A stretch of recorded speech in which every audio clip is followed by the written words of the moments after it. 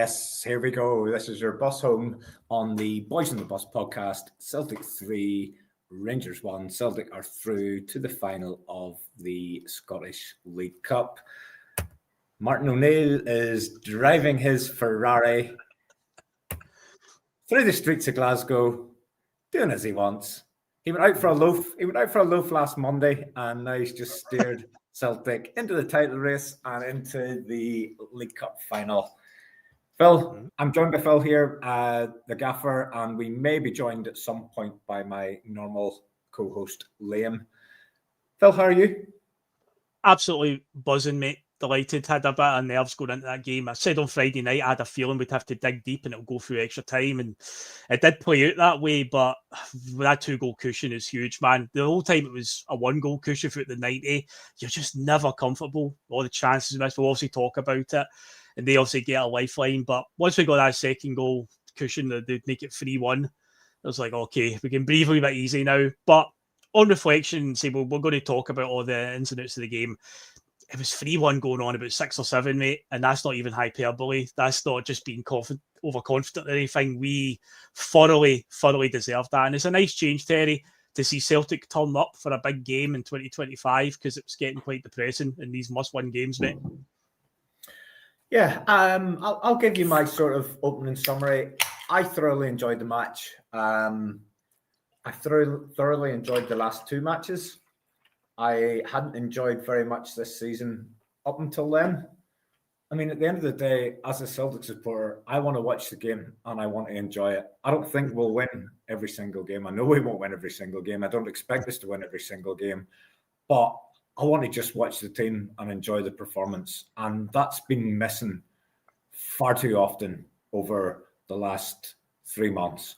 And in 1 week, with the introduction of one wee guy from Northern Ireland instead of another wee guy from Northern Ireland, I've just thoroughly enjoyed the football. Other than that first half hour against Falkirk during the week, it's been entertaining. It's been exciting. Yeah, it wasn't completely perfect today. I think it was more comfortable than it probably felt at the time. I think if you watch it back tomorrow in the cold light of day, the right team definitely won. Yeah. There was a period where, don't get me wrong, Rangers put a lot into the game, and credit to them, down to 10 men, they fought. But you're in a cup semi-final, of course you're going to fight. You're going to fight tooth and nail. You're not just going to roll over. It's a cup game. It's not the league. And yes, there was a period where they probably caused us more problems than we would have liked, given that we had, I was going to say a man advantage, but I think the red card made it 11-11 because they started with 12 with Mr. McLean in the VAR room. But I'm sure we'll get into that. You said we'll cover all the big points in the game. I don't think we can cover them all. We'll be here till tomorrow. Yeah, true. Actually, that's true. We'll cover as many of them as we are able to. I enjoyed the game. It was. I don't know if it's because O'Neill's back. I just felt it was a throwback. It felt like one of the Celtic Rangers games from the 80s or the 90s to me. It was a complete comparison to the previous game that we watched, the Snore 0-0 draw at Ibrox with Russell Martin in charge of Rangers and Brendan Rodgers in charge of Celtic. A game where 2 coaches who have got ideals of possession-based football, and it was an absolute snorefest today. It was just the best of Scottish football. It was blood, guts, snotters, bad decisions.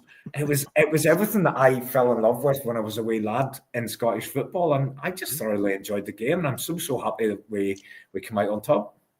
Yeah, man, no doubt about it. Even in a season that's been a riot that it has up to now, we still find ourselves in another cup final. So yeah, it can't all be that bad. We never get bored of this, do we, Terry? Never get bored of success. So hopefully there's another trophy in yonder distance. I've hammered this home for a good few weeks now with the way things have been going. That League Cup is so vital. We need to get that to try and give our season the real kick that it needs. And we set ourselves up nicely for it. So it's going to be a big week that week. We play Roma in the Europa League on the Thursday and then the League Cup final on the Sunday. So that's what you want. You want the big games, big weeks. That's going to be fun. And we're looking forward to that already, man. Yes, and we'll touch on it later. I'm going to ask you what the next 7 days hold, and I just hope you don't. I hope you don't tell me they're going to be as dramatic as the last 7 days, because I don't know if I could stick that. But the bits that were good were the games of football, and at the end of the day, that's what it's all about. Phil, do you all that good stuff? Because I can't remember all the stuff I'm supposed to say. Yeah, no worries, mate. And it's my first rodeo. So, of course, folks, if you've just joined us, if you've only just discovered this channel, then by all means hit the subscribe button.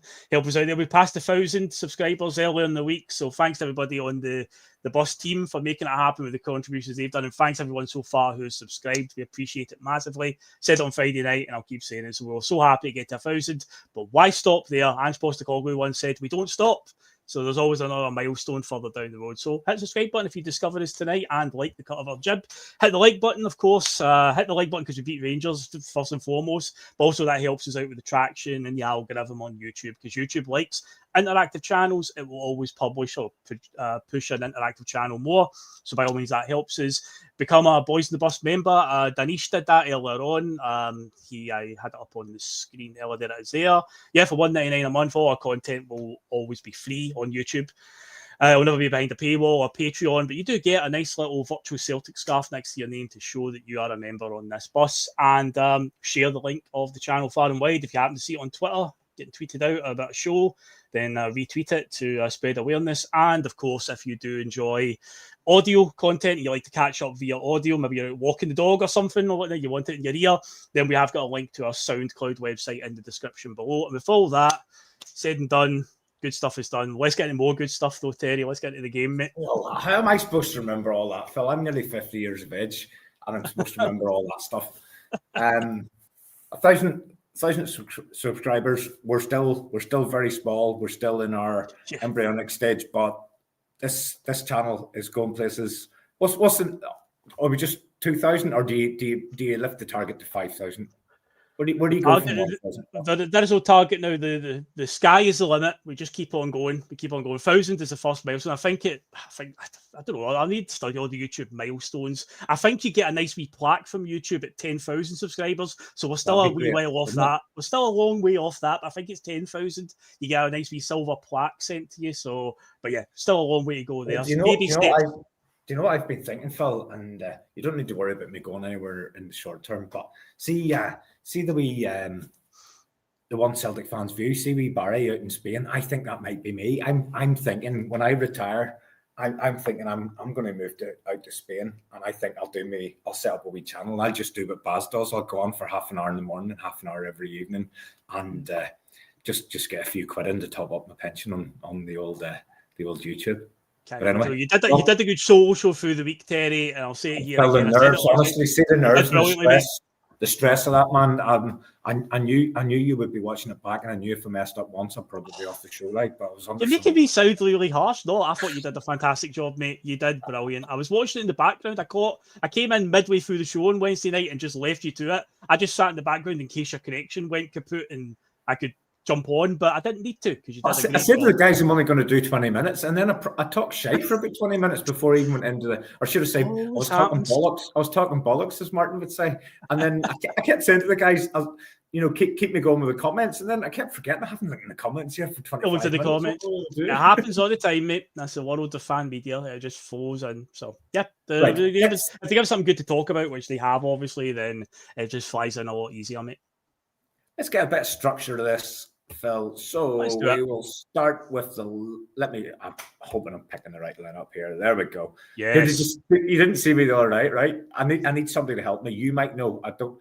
I put the graphic up, but because I was on my own, it was covering me up, and I was covering your face. I was trying to peep out from in behind the thing. Yep. So I need somebody to tell me how I can move that graphic. So if I am, you can't. It'll just center itself, so it's fine. But as long as you can move it, don't worry. People move it. I need to be able to move it. I was peeping out from in behind it. Okay, so League Cup. There was a question around goalkeeper. I didn't think it was a question. There was no way Martin O'Neill was going to make any change in terms of goalkeeper. If Brendan Rodgers was still in charge, then I think there was a question. I think Sinisalo That would have been an interesting one, but let's not pour over that. There's enough that happened in the game. I thought Schmeichel was going to play. I thought Ralston was going to play. I thought Trusty and Scales would play. I was on with Steve-O yesterday doing a wee preview. I thought if Tierney was fit, I still thought as good as Sriracha was, I thought O'Neill would have brought him in. Glad that he didn't. McGregor, Engels, Negrin, there was definitely going to be no change there. I thought they were excellent during the week. I thought they were really, really good today again.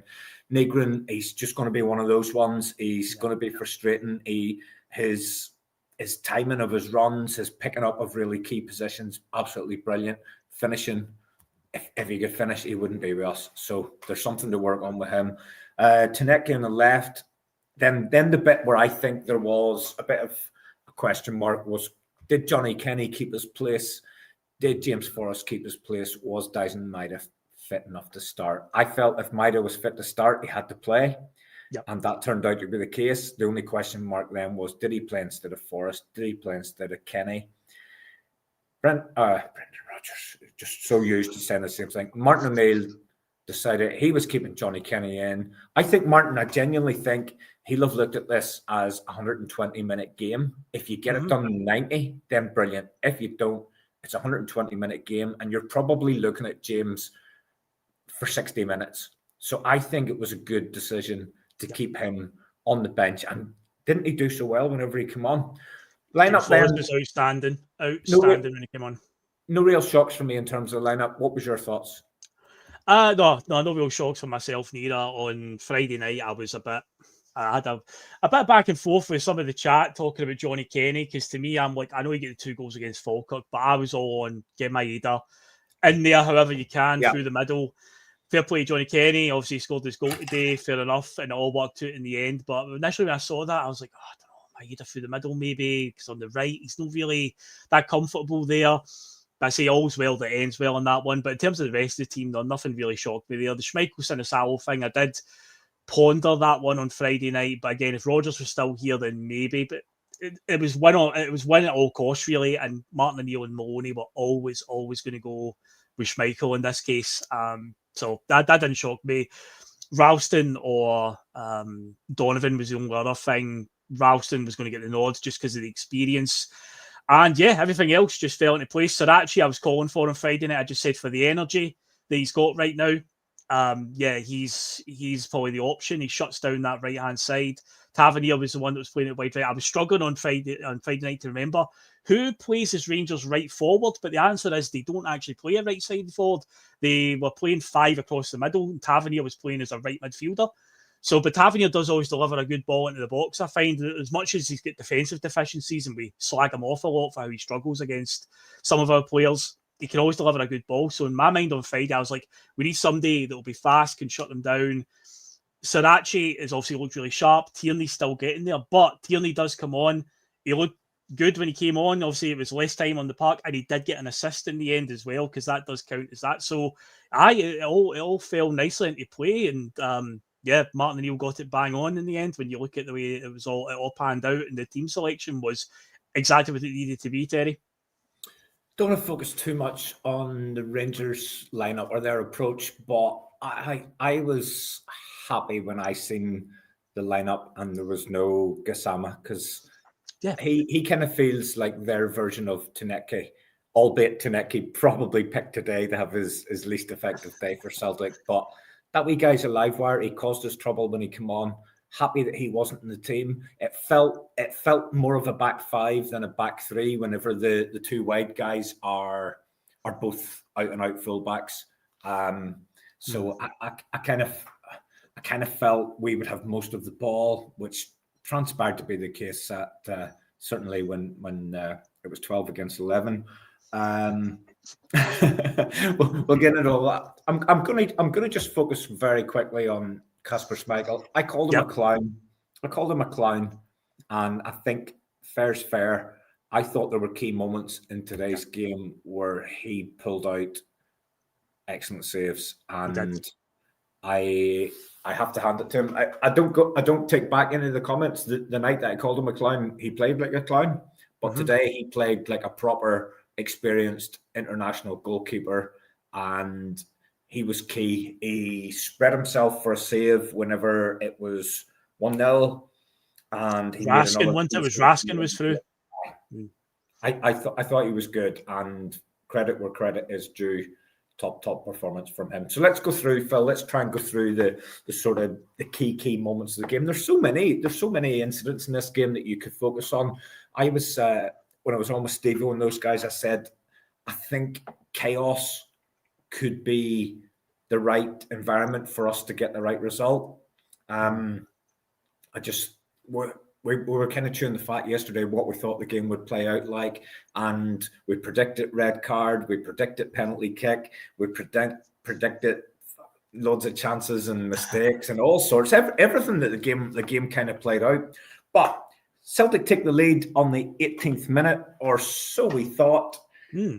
Quick free kick, bit of chaos in the box, and ends up with a comical OG with the Rangers defender clearing it and goes in off Nico Raskin.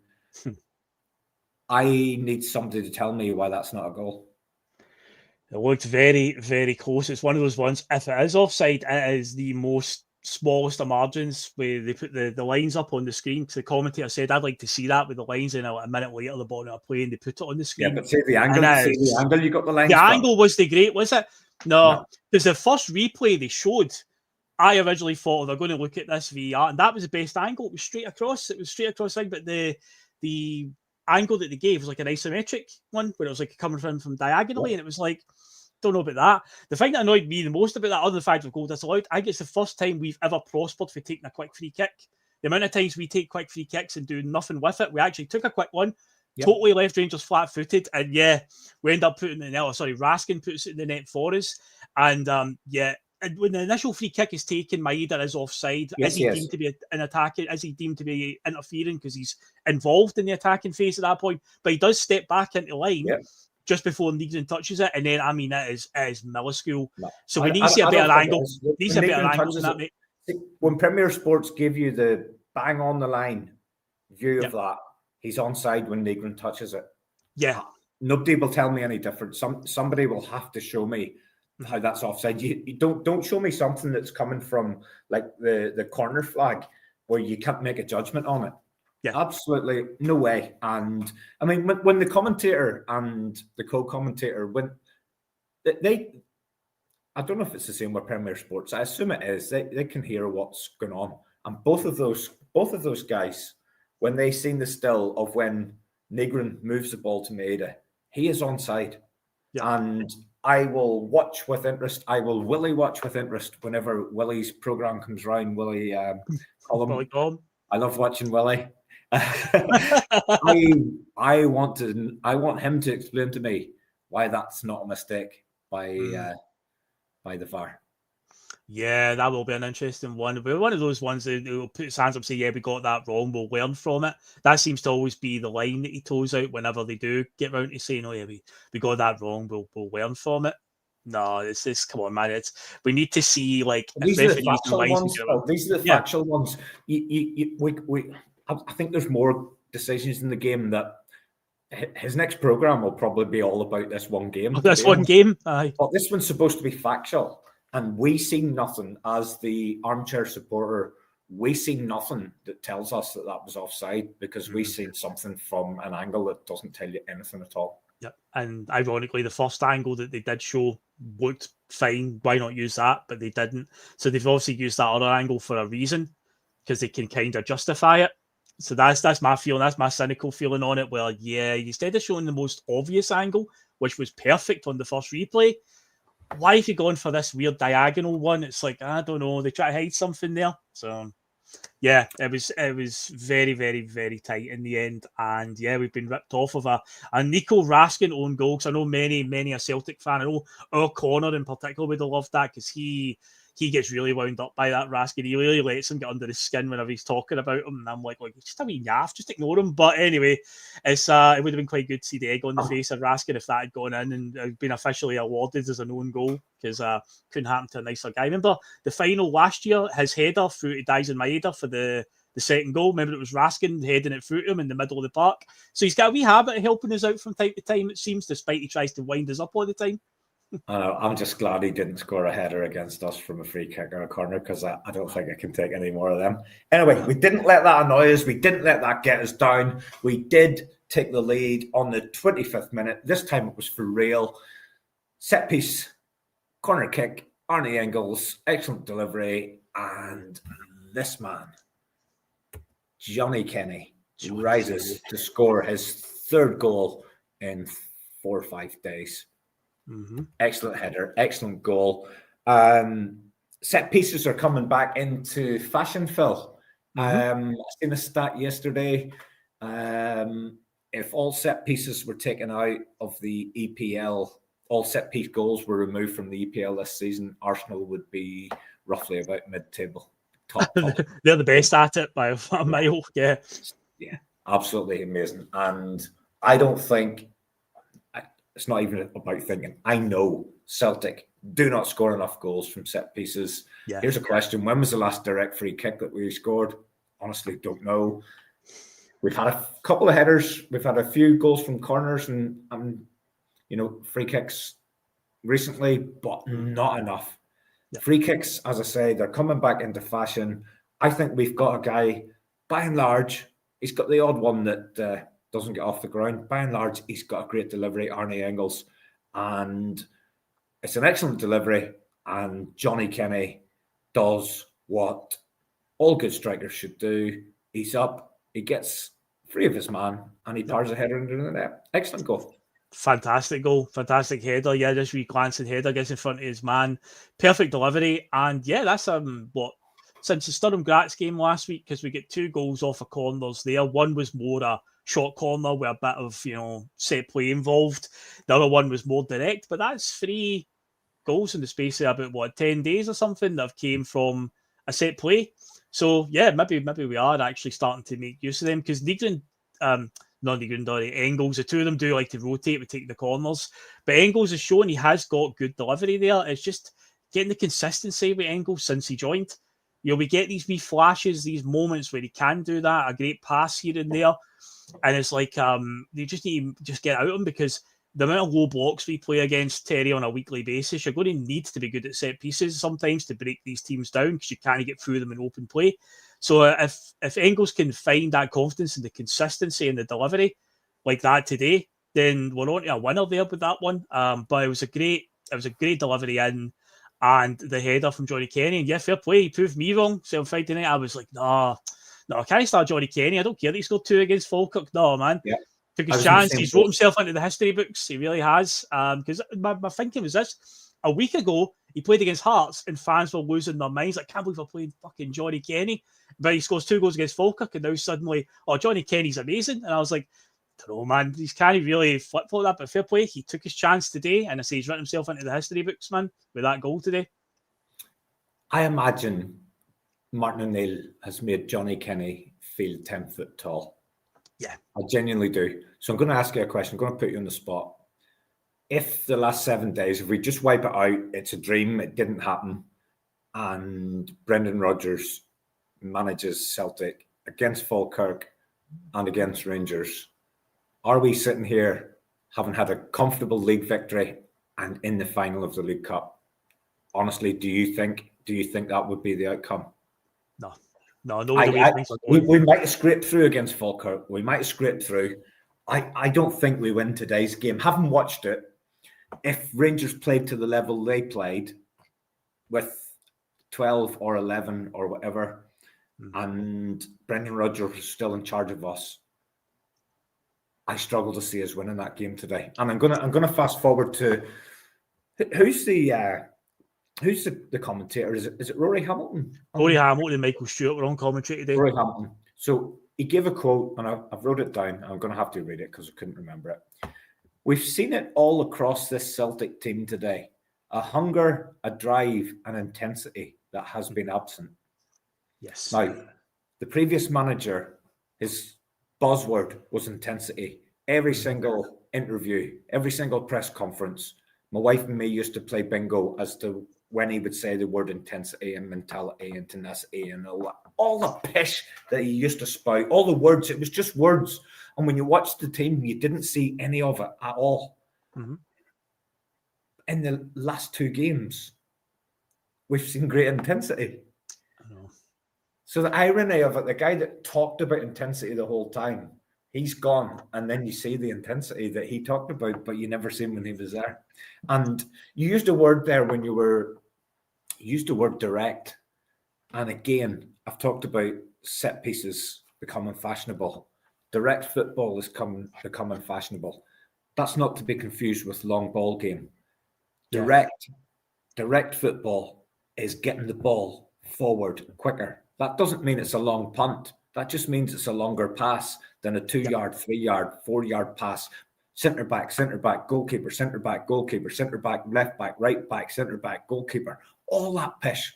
We're not seeing any of that. Little bits. But the first thought isn't, can we go backwards? The first thought seems to be, can we go forwards? And it's just so simple. And the first thing Martin was asked when he made his way up, like I say, he went out to get a scone or a loaf or something on Monday afternoon, and his wife came back as a Celtic manager. His wife hasn't seen him since. And she'll probably... if she hasn't got Sky or Premier Sports, she'll probably be starting to worry about him in a couple of days where he's gone to. But one of the first things he was asked was, the point was made to him, we're struggling to score goals. What are you going to do about it? And he said, well, what you need to do is get the ball in the box quicker. Yeah. And to do that, you need to get it forward quicker. And it's just so simple. He's just a simple guy. Simple game, mate. Ball into the danger area, create more chances, and score more goals. That's it. That's all you got to do. I mean, one of the biggest clues today, I was watching the game alongside my dad, and he gets really irritable watching the game when it comes to the passing about at the back and whatnot. And Celtic were obviously giving away quite a few free kicks at times because, and this is the thing, like as annoying as it is, like, another free kick, another stop and play, that's because we were being so good with the press. We were just getting on top of them right away. If Brendan Rodgers was still in charge of the way things been going for the last ones, we would have probably just stood off them and been quite placid. So I was looking at, even though, there was a frustration there that every time we were going to any Rangers player, maybe we were catching them, wee foul here and there, the referee stopping the play. They weren't getting anywhere as a result. There was a lot of them were given away way back in their half, because we're pressing them so high. So I was taking it as a positive that, look, we're shutting them down really quickly. Yeah, it's annoying that, it's a stop and play and they get a wee quick free kick and all that, but it's way down their end. It's not harming us. We're just stopping them from playing out at all because we're just getting on top of them right away. That's something that we weren't doing. It intensity, bit of high press. It's unbelievable, the change. And as you say, Brendan Rodgers has been harping about that for months, about intensity and whatnot. And it's like, what are you watching? Keeps going about the importance of a quick start. And it's like, I couldn't tell you the last time we had a quick start today. That first 20 minutes in particular, it was an absolute siege. Ironically, Martin O'Neill said after the game, when Rangers went down to 10 men, they actually seemed to come into the game a bit more. But up until the Asgard red card, we could have been about 3-0 up by that stage. Our intensity was fantastic in that point. So, I took it as a positive, even though, we were giving away a lot of these silly fouls. But at least we were actually going and closing them down and just making it awkward for them rather than, we'll just stand off them a wee bit and give them a world of space. No. I want to see us going and attacking them constantly. And we certainly did that today, Terry. Square Sausage Mick comes in. I could not agree more. Martin O'Neill inspires players. Even going back 25 years ago to the team that he had back then. And I know this I can't even believe I'm still sitting here talking about Martin O'Neill as a Celtic manager. Honestly, it feels absolutely ridiculous. But any player, not all of them, because if somebody was shite, he wouldn't have told them they were brilliant. He probably would have carried them on that they weren't too bad. But did he not give them a yellow? Was there not like a yellow jersey that they wore in training, and it was like the Donkey's jersey, pretty much? I'm sure it's Chris Sutton and I've talked about that. And there's been pictures out there where every week somebody would have this yellow jersey on, and it had like all this writing on it, and it was like the one who was performing the worst in training. They would do that bit of banter, really. I know, but we'll move on to some. We've looked at Johnny Kenny. We'll look at a few more of the players. We'll look at as Martin called him, the young lad. I think that's what he's called virtually everybody since. See, I thought Tierney would come in. I thought Tierney would come in today simply because he was one of the only few names that Martin would have known. Probably. But if we just look at what we've seen, which is press conferences of Brendan Rodgers, and he's constantly bleating on about basically how shite his players are, how shite a hand he's been dealt. And I totally get it. And we're not going down the board. We're not going down the board conversation today, because today's the day to celebrate and focus on the football. And the board had a disastrous window, as they have many, many times over the last 20 years, which is why the action will continue with the Celtic Fans Collective. None of that stops. None of these positive results or positive vibes changes that. Brendan was dealt a raw hand, but he couldn't find a way to get past that and deliver in spite of it. He just focused on that and the negativity. And if you're a player in that squad and he's constantly going out there and talking about how shit a hand he's been dealt, that you're going to feel that. Then if you get this wee guy, this wee specky 73-year-old man coming in, and all of a sudden, like there was a few pictures the other day from Lennox Town. Martin O'Neill famously didn't turn up to training. They said he would turn up on Friday afternoon. You didn't see him all week. His other guys, Stevie Walford and John Robertson, they done all the training. Martin turned up for an hour on Friday afternoon just to have a wee look over, and then he'd walk into the dressing room Saturday 10 to 3, give the speech of a lifetime, and you just went out there and you went through brick walls for him. That's the legend, that's the myth, but that's the reality. And I seen a picture of him with Yang, and I was trying to think, what would the caption be here? And you're thinking it's Martin. Oh, Yang, you're still here. I thought you were away. Do you know what I mean? It was just like, oh, you're still here. And you can imagine there must have been so many comical moments over the last few days with some of these guys who are going, who is this fucking guy that's just walked in here? And in his own words, talking absolute bollocks. And I don't want to play this down, but this little management team that's kind of been formed, they've brought in Fozzie, who I remember being at Celtic as a kid, but he made a breakthrough. He was there as a young lad. But I seen a picture of Martin, and it's Martin as he was in his first spell, as he is in this spell, in midair with the two arms up, feet off the ground, and in below his legs is Sean Maloney and Fozzie sitting like on the bench or within the panel or something like that. And it's no coincidence that this guy's been brought in, and he, for all intents and purposes, he's a massive character. And I think this team and this squad, they just needed a little bit of a lift. They needed a bit of positivity. They needed something to tell them they were good footballers. And again, I've no idea what Fozzie brings to the environment, but from what I've seen of him, he's a character, and they probably just need a little bit of a lift. And it has given the team a lift. And now it's given the supporters a lift. And yes, all of this it's probably part of what Dermot Desmond, and again, is he wielding power that he should really be entitled to wield? That's a different conversation. But I think the whole plan of bringing Martin O'Neill in is to try and just make everything okay for a period of time, that we can think, we can plan, we can decide who's going to be the new manager, we can get everything settled, we can get rid of the negativity, and we can maybe start to build some kind of bridges, but just get positivity. And I'm feeling positive. I'm coming on here and I'm buzzing. And there's 209 people sitting watching you and me talking shit, and they're buzzing. And it's whatever's happened and how it's happened.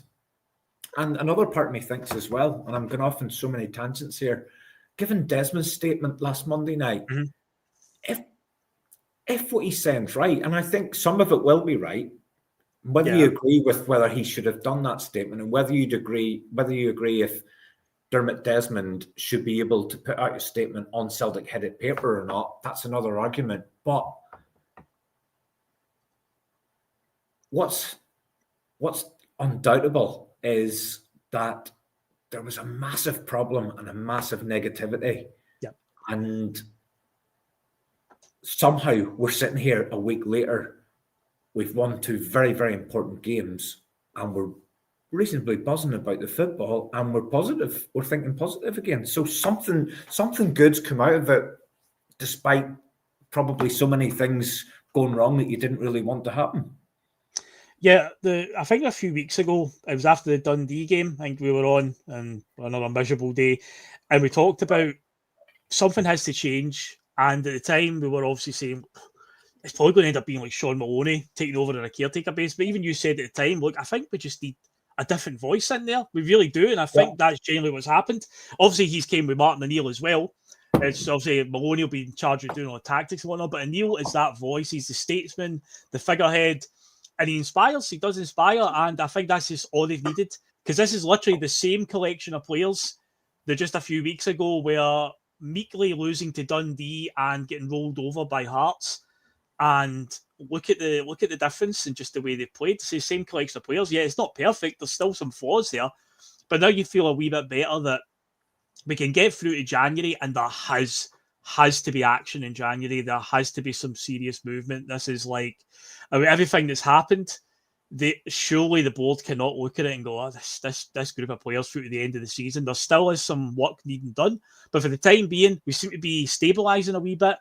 And now we need to just get through. That's the next milestone to get through, to obviously get the Europa League campaign. Most of the games will be done by then. The Cup final coming up. We play Rangers on the 3rd of January at Celtic Park. Obviously, that's going to be a big one. But we now seem to have a wee bit of a plan now of what we're doing, and a wee bit of the tactics seem to be clicking now compared to, I say, just last week. The exact same collection of players were just looking just totally abject. Say last week, people were losing their mind that Johnny Kenny was playing against Hearts. Why was he on the park against Hearts? And now Johnny Kenny turned it around, 3 goals in 2 games. So it just shows you, just a different voice in there, Terry, can work wonders. Okay. Shortly after the first goal, Kenny has a chance. His tail's up. He is thwarted in terms of trying to make it 2-0. Then big save from Schmeichel. Then a really bad miss from the 8 million man Chermiti. Yeah. And then we've got one of the pivotal moments in the game where Theo Asgard is sent off for a high challenge on Anthony Ralston. I'm going to give you my view first of all, right? And anybody who's watched me on this pod or the Boise Bus will know that I think a red card should be for something absolutely shocking and terrible. And I know football's moved on, and I know in today's game, this is a red card 100% all day long. In my day when I played, and there's a comment there that I starred where somebody's criticising Lenny, I think, for maybe saying that it shouldn't have been a red. In my day, in real man's football, right? In real man's football, that's a yellow card. The guy has got his eyes on the ball. He hasn't gone in there with any malice. He's ended up catching him quite high. Yeah. In real man's football, that's a yellow and you move on. But in today's football, that is a definite red card. I think the guy's unfortunate. I don't think he means anything intentional. What's your thoughts on that one, Phil? Oh, it's not an intentional foul. He's obviously went for the ball. Him and Ralston went for it. He's went in high. It's clumsy. He's caught him. And yeah, the letter of the law is it's a red card. I get exactly what you mean. I get exactly what you're talking about. Yeah, of course, if it's accidental, should it just be a yellow? But just in the way the football's played nowadays and the protection of players and whatnot, then it's always going to be a red. I will say this, though. The tackle by Derek Cornelius, which I thought was quite high on the ankle, only got a yellow. In VAR, there was no palaver kicked up by the commentators, no extra. I flagged that one as well. The 2 replays that they showed really quickly before the game moved on, it looked to me like he caught him quite high on the ankle, and I'm like, that would be a red card. There was a massive follow-through there. I picked up on that one. Definitely.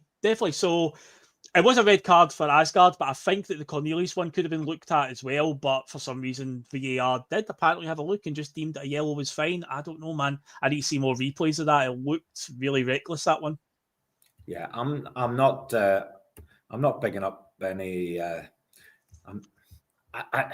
I just think when I played that was a yellow kind of thing. And anyway, it's a red. It's a red in 2025. It's a red all day long. I tell you what, my favourite bit of that moment. Did you see wee Dyson get in there? Did you see him? They were all fighting. And I loved it. He was having none of it.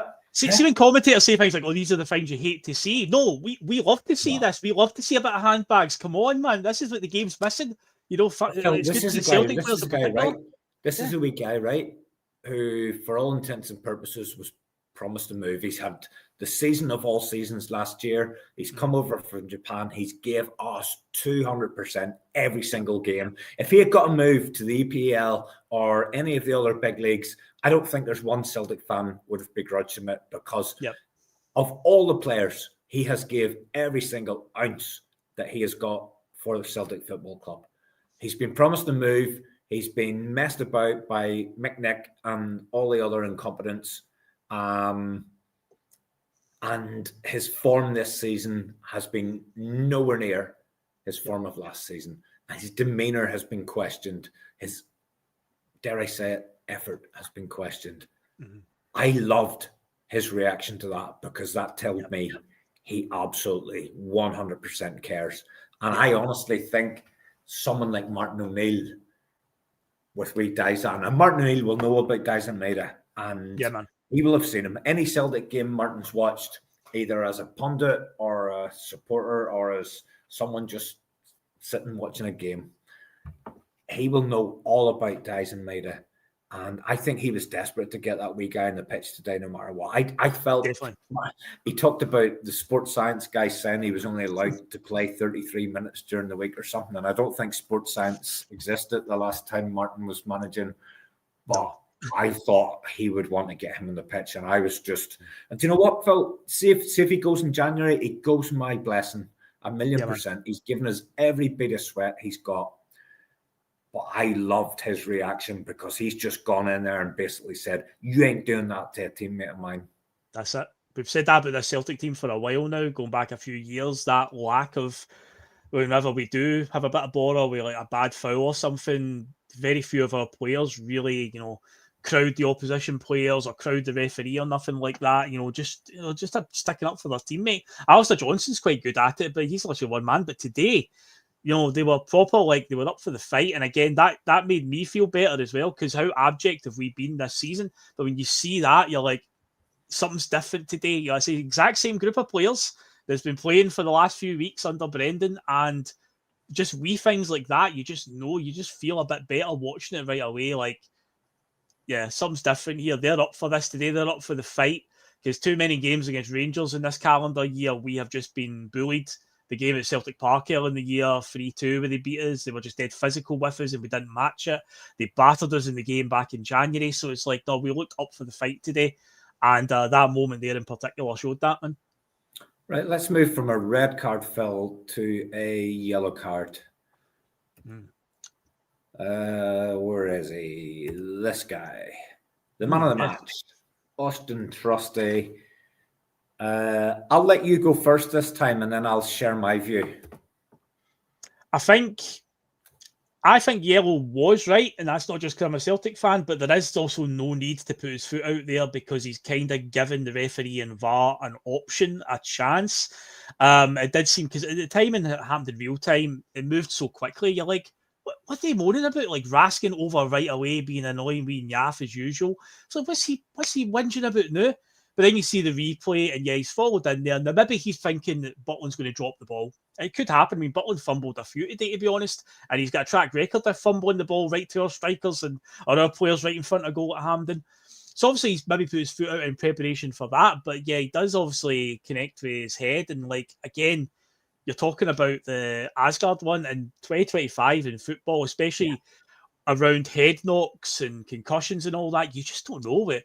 Referees and VAR are going to interpret that, and in slow motion, things always look a lot worse as well. And as you know, whenever they do a VAR review, it's always in the slowest possible frames to make it look even worse. So it could have went that way. I do think a yellow was right, but by a silly move putting his foot out in the first place, because it does put you in a dangerous position with these referees and VAR.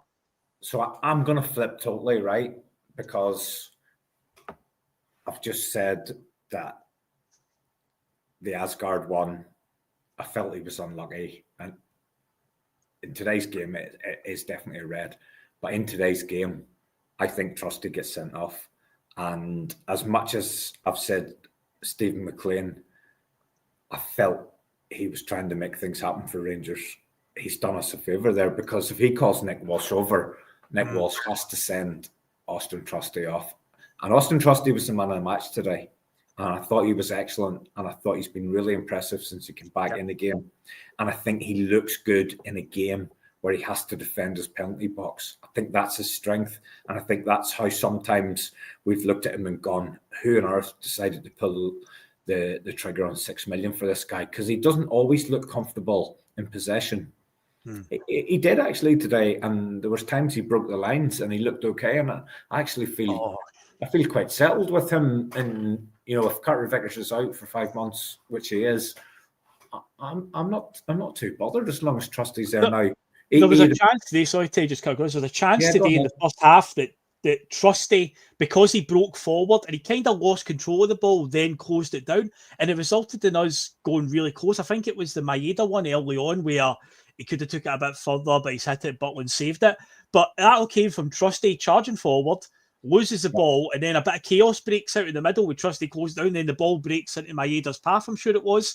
And it's like, he did a few times getting forward, just being a bit of a nuisance, coming out from our back line. I think it was a moment of total stupidity. I've no idea what he was thinking. Was he thinking Butland was going to drop it or fluff it? I don't know, but I'm surprised that didn't end up with a red card. I'm really, really surprised that Nick Walsh wasn't asked to come over and have a look at it. Now, I know there's no ferocity in it, but it is a kick to the goalkeeper's head when the goalkeeper already had the ball very, very comfortably. And I don't want to be controversial or anything here. There was a banner that kept coming up in my view. I don't know if anybody else seen it. In the corner, there was a banner, and it, because of where it was placed in the sort of front row in the Rangers end in the corner, and it said Sam English on it. And I'm going to give Rangers supporters the absolute benefit of the doubt that there is a Sam English supporters club or something, and that flag belongs to them. I'm not going to go any further than that. But for anyone who's in the chat, you'll know that Sam English was the Rangers striker who was involved in the unfortunate incident where John Thompson got kicked in the head and lost his life playing for Celtic in a game against Rangers. And I just thought, with that banner just kept coming up, and then you've Austin Trusty flicking a boot into the goalkeeper's head when there was absolutely no need for it. Let's draw a line under it. I thought we were lucky enough there. I thought they could have evened it up. They could have gone red there. I couldn't have it. If they went red, Phil, I couldn't sit here and say that's the wrong decision. You couldn't turn around and go, yeah, but he didn't kick him in the head very hard. He flicked this bit out and he kicked him in the head. I don't care how soft the contact is. He had no need to do it whatsoever. It was absolute folly. He put the whole match at risk. Let's draw a line under it there. Yep, so there's. Okay, second half. Arnie Engels goes close early in. Then James Forrest comes on for Taneke. That was probably Taneke's, I wouldn't say his quietest game, but his least productive game. He still got plenty of the ball. He still beat men. End product wasn't there. Unfortunate, because that boy Giga that was playing right centre back, he was like Taneke had him, but at times it felt like Taneke just didn't have the, as we say, the courage of his convictions to really commit. Like that boy Taneke looked, Giga looked really uncomfortable with long balls and just going up 1-on-1 against him. And I say Taneke got by him a few times, and just the delivery just wasn't great. And it's like, and he could have had him. I said that to my dad during the game. I'm like, as long as that boy Giga is on the park, he's a weak link. I'm surprised they don't subbed him yet. But yeah, it just felt like Taneke just didn't believe in himself enough to really put him on toast, because a lot of the times that boy was lost at the back for Rangers. And yeah, a few of the crosses he put across just weren't that. again, a few instances as well where Rangers tried to double up on him. I said it when we played Dundee. There was a lot of instances where Dundee were going 3 and 4 men over to Tenecti's side just to keep him quiet. There was a couple of instances with that where obviously they've seen that Giga was struggling as well, so to help him out, and then he'd get by and there'd be like 2 Rangers players in front of him and he can't get by them and whatnot. But yeah, there was a point there where I was like, if he just believes himself a wee bit more conviction there, that boy Giga is lost at sea, but I've just never got a full chance to exploit it, Terry. Yeah, again, I've probably seen lesser Rangers this season than most seasons, because whenever they're kind of up and around us, I tend to watch their games for a little bit. But he looks like a bomb scare. I genuinely, I watched him against Bruges that night where he was dreadful against Bruges. He had like a malfunction. He just stopped. It was like a glitch in the Matrix. Like he just stopped, and the guy chipped Butland, didn't he? Was that one? Aye, that one. Yes, exactly that one. Benjamin Negrin gets a chance. James Forrest comes on. Wonderful work from Sriracha. Forrest smashes the bar. You're thinking, my God, is this going to be our day? Then there's double substitution on 70. Osman comes on for Kenny. Again, a week ago, could you envisage ever seeing Callum Osman playing for Glasgow Celtic? Never mind coming on in a Celtic Rangers semi-final with the match in the balance. Hitati comes on for Negrin. I had no problem with Hitati coming on at that stage. I think it's massive that Martin hasn't played him from the start, and I understand why. But I felt with the man advantage and the tired legs starting to kick in, I thought you're looking one moment of quality from Hitati. You're wanting one of them through balls or one of them finishes. Didn't quite happen for him, but it was a good substitution to make. It made total sense.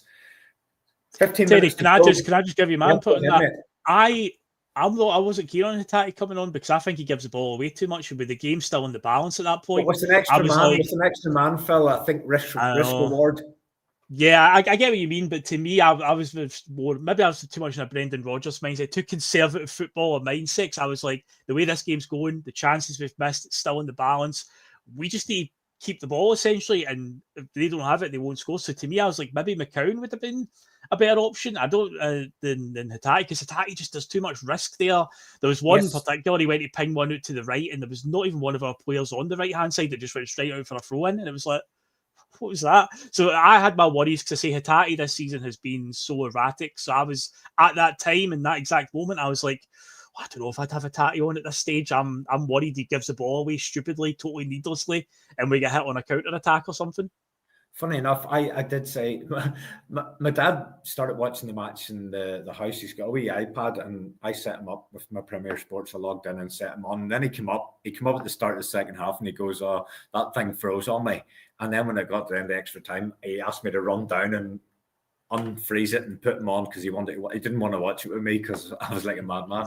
But I had said to him, I said, "Look, I think this game's maybe right for McCown to come on, you know."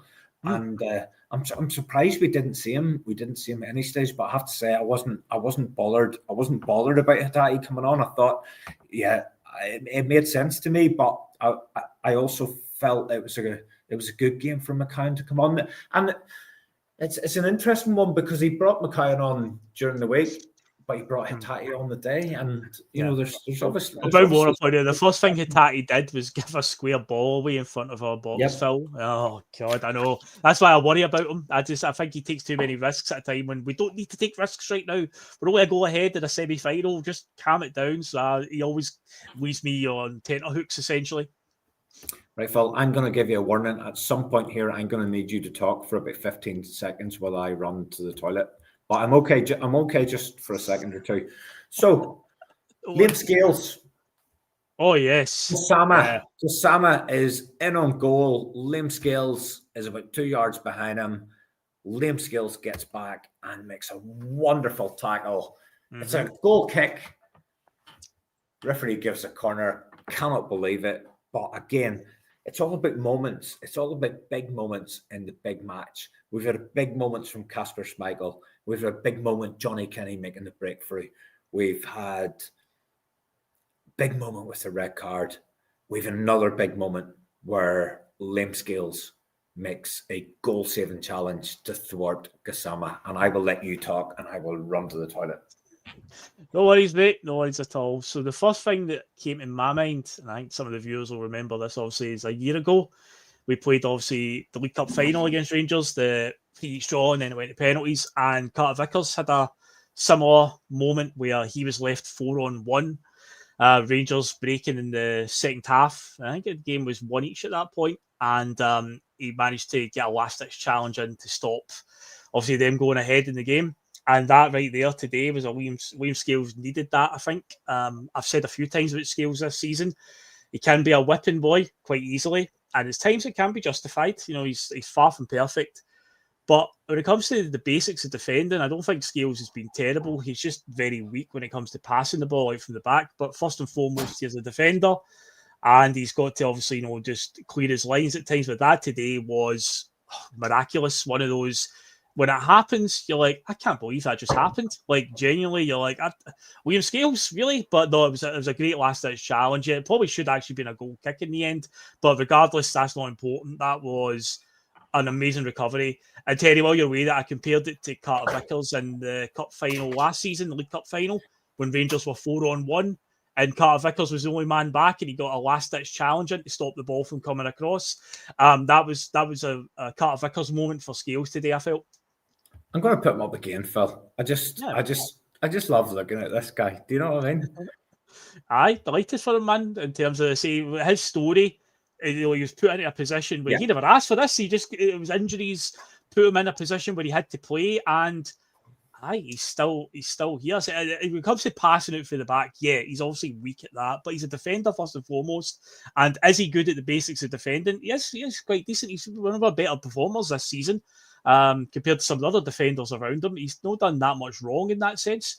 But passing out for the backs, obviously, but that's not his job first and foremost. His job is to make tackles like today, and that was a miraculous challenge. That was one of those ones, again, when that moment happens, Terry, you're starting to feel like this is going to be our day. It's like there's something in the air here, wee things like that just coming off for us, because Gassama was in. He was right in there. He was not missing that if he got that shot away. So fair play to Scales, mate. Charles Swinney, you are so right, and that is why I overindulge in it, to make sure there's no germs. That should be. I should hopefully, Phil. I should hopefully be able to make it through the full time here. As long as we don't go into extra time and penalties, I will be all right for toilet breaks. So, Liam Scales makes the challenge. 15 minutes to go. We'll get this over the line, won't we? No, we won't. 78 minutes. 12 minutes to go. Mm-hmm.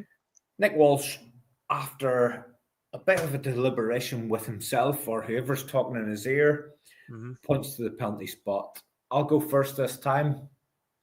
I've watched it in live, and the minute the ball hits Anthony Ralston, I've said to my dad, that's a penalty. Then I've watched it back, and I'll give you my God's honest view on it, right? My God's honest view is Ralston and Majowski have got a bit of, there's a bit of contact there. And I think Majowski's contact with Ralston in some way has led to him falling, diving across, whatever. But when you watch that, Phil, even though he's fallen over, Anthony Ralston's arms are by his side.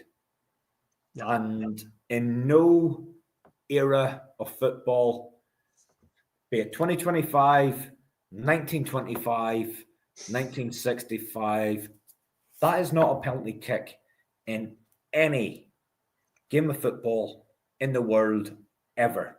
I get why Nick Walsh has give it, because if I was asked on first watch, I would have give that, because it looks as if it's a stonewall handball penalty kick. There is absolutely nothing Anthony Ralston could have done there. And I think he's done brilliantly, despite the fact that he's fallen over. And I might be wrong. There might not be enough contact from Majowski, but there's a potential that Majowski has influenced Ralston's fall. Even if he hasn't, Ralston's arms are somehow, you imagine he's fallen over, he's about to fall on his face. He still has the awareness to keep his arms by his side so as he doesn't give away a penalty kick. And the ball hits just under the elbow, but his arms are still by his side. Yeah. I don't think there's a delay before Nick Walsh punches the spot. You might say it's thinking time. I think there's somebody in his ear. But I fully, 100% expect it Stephen McLean to call Nick Walsh over to have a look at that. That is never a penalty in any game of football ever. Tell me I'm wrong. Michael Stewart on commentary was saying that. He's like, I can't see this getting given. I think the reason why he's delayed for a second and then gave it is because he knows, well, VAR is going to check it. If I'm wrong, I'm wrong. If I'm right, I'm right. So that's why he's decided eventually, after thinking, probably in his ear, they have said to him, give it the now and we'll obviously review it. It stops the play. So he's gave it. I don't think enough has been made out of the contact from Majowski, this influence that there was one a couple of years ago, one of our many games against Rangers, and it was definitely at Hampden, because I can remember this vividly happening. And we had a moment where one of our players had handled the ball, but right before it, a Rangers player had fouled one of our players in the box. And I remember John Beaton was the referee, and he pointed, and originally it looked like he was pointing at the spot, but he was actually pointing at the foul initially. So there has been precedent in the before of stuff like that where there's been a wee nick, a wee sort of 50-50, a wee barge here that's caused them to them look at that and go, well, that happened in the build-up to the handball, so that takes precedent. But there was nothing really made about it at all. I mean, Ralston does definitely get some sort of contact off Majowski. He doesn't, as you say, like he's fallen over. He doesn't plant his hand on the ground, which most people naturally would do. He has the savvy to keep his hands by his side. And it just so happens it's hit him here as he's fell. And they gave it in the end. But here's a way to look at it, though, Terry. See if that happened at the other end, and one of Rangers players had done that exact same thing, and we'd had the shot. Would you be shouting for a penalty? I like to think myself, Phil, as a sort of honest, genuine sort of guy. I wouldn't want a penalty for that. I genuinely wouldn't. If that, and yeah, don't get me wrong, I'm a Celtic fan, and I'm probably there's an unconscious bias in there, but I think there's been enough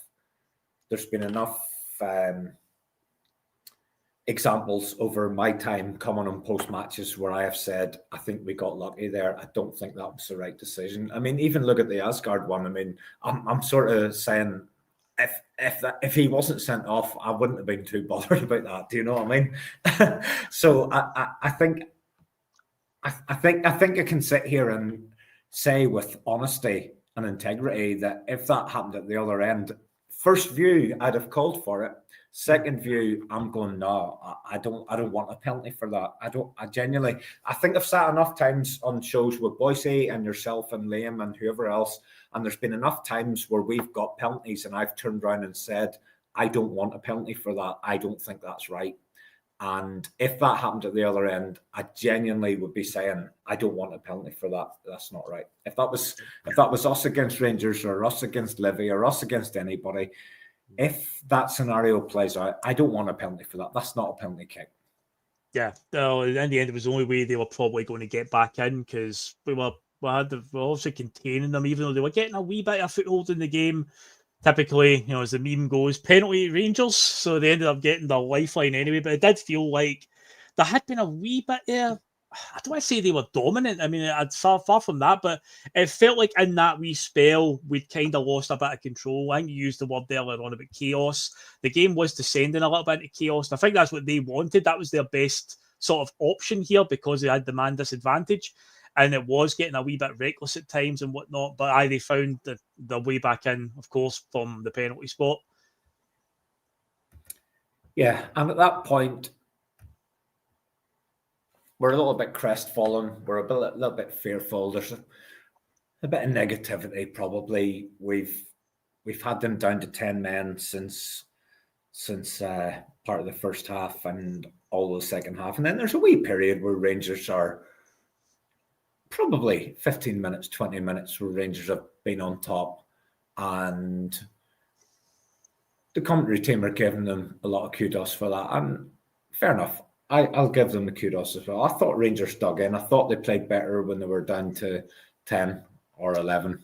given my earlier comments. But I thought they played better when they were a man down. But at the end of the day, I still think it's a cup game. It's a semi-final. You're gonna go to the well. You're gonna go flat out. You're not gonna sit in and try to make yourself difficult to score against. You've got to get back into it, or you're out of the cup. And I think I'm not too worried. I'm not worried about the spell that Rangers had, where the man advantage probably you know, if you come in late and you watch the game and you go, somebody's a man down, you might have thought it was Celtic. I'm not too bothered. It was 15, 20 minutes. And if you watch the game over the full 120, and here's something as well, Phil. I said to my dad, because this was in the time where his iPad had crashed and he was still up with me. I said, do you know what? I said, see in a kind of strange way. I said, I'm okay with it getting into extra time because I'm really enjoying this. No, I was having fun. I said, I'm enjoying this and I'm happy enough to watch another 30 minutes of this game because I'm having a good time here. And I know I should have wanted the game done, and I did want it done and all of that. But there was part of me that was just going, I'm fucking having a good Sunday afternoon here. I'll watch another 30 of this. And I genuinely did think the length of time they'd been down to 10, I thought if it goes into extra time, I felt we would have a serious advantage going into extra time. Yeah, with the extra man, and we hadn't used all of our subs in the 90 minutes. We'd only used 3 subs, I think, up to that point. Or was it maybe 4? I think we had another 1 or 2 for extra only time. Only bit I was worried about, mate, was how many players we had on yellows, and I felt that's true. That was why we got an opportunity. He would even up. I said that to my dad. I said, I've got a bad feeling we're going to get somebody sent off in extra time. It just felt like we've got too many people on yellows now. But I was just fearing of it going to penalties. That's why I didn't want to go extra time. I said on Friday night, I said, I think we'll win it in extra time, but we're going to have to dig deep. And yeah, it probably maybe was a bit harder than it needed to be today, but we got it done. But in extra time, they were toiling. They were starting to fall apart, and we couldn't really have asked for a better start in extra time. What was it, a matter of minutes in? And the interesting bit is, and I said this before the show, Terry, if you'd caught Callum McGregor's words after the game, and apparently he said, if you don't shoot, you don't score. And it's like, well, to you, Callum McGregor, I say, what's been going on for the last 4 months? A year ago, I think he's got like 7 goals in the first half of the season for outside the box. This season, him and the rest of the midfield just seem completely shot shy. But Jesus Christ, Brendan Rodgers gone for 6 days, and Callum McGregor, he just unleashed the fury, so to say, man. He just was just a thunder bastard of the highest order, mate. Just as soon as he teed that up, it was just one of them, you just knew when he was lining that one up where this was going, and it was a good thing a net was there, Terry, because that was a proper, like I say, a thunder bastard. Well, a thunder bastard. A fucking thunder bastard. That's exactly what that was. And see, when you see it the first watch, it looked amazing and you thought that's top corner. But see, when you watch it back, it's bang down the middle. It's down the middle. And Butland, like, my goodness, if Butland wasn't there, Phil, and honestly, this isn't an over-exaggeration. Rangers could have scored another couple of goals. I'll tell you what I did today, just for pure nonsense. I stuck a 5 on 6-2, just because it was Martin, just because me and Paddy and Steve were talking about it yesterday. But that game could have been 6-2. It genuinely could have been 6-2. Yep. Rangers had chances. There was the Kasper Schmeichel saves. There was the Liam Scales tackle. But we could honestly have scored 5, 6, 7. We could have scored anything there. And that was just one of the moments where we could have scored. I'm going to bring John, give yourself a wee wobble. And on a day like today, you're picking out poor performances. Glad to have you on, John. Always happy to take another review. But not for me today. I know there was poor performances. I know there was players that maybe didn't put in their best performances this season, but you've got to celebrate today, John. Come on, we're better. With what we've got available, we need to just find a way to win to get through the January window, and then hope to Christ that the board actually do something. We'll wait and see if that happens. But for the time being, we just need to paste a team together and just get through every game at the moment, and we managed to do it today. And in terms of the just quickly on the goal, that goal reminded me of today. The one against the goal Sturm Graz scored against us 2 weeks ago, where at the time I was thinking, Brendan Rodgers, you seem to be telling the players not to shoot from outside the box. Look at what that guy has just done for Sturm Graz. I say a year ago, Callum McGregor had like 6 or 7 goals by November off from outside the box, and it's like, there you go. You don't shoot, you don't score. So I found it ironic that Cal McGregor used that exact term, and I'm like, well, you could have done that a few more times in the last few months there, Callum, but fair play, you saved it for today. And I'll say, what a goal it was. Brilliant moment. What a fantastic. Probably the best goal I think he's scored in this fixture, because he's got a few now in this game. But nothing against one last season in the 3-0 game was...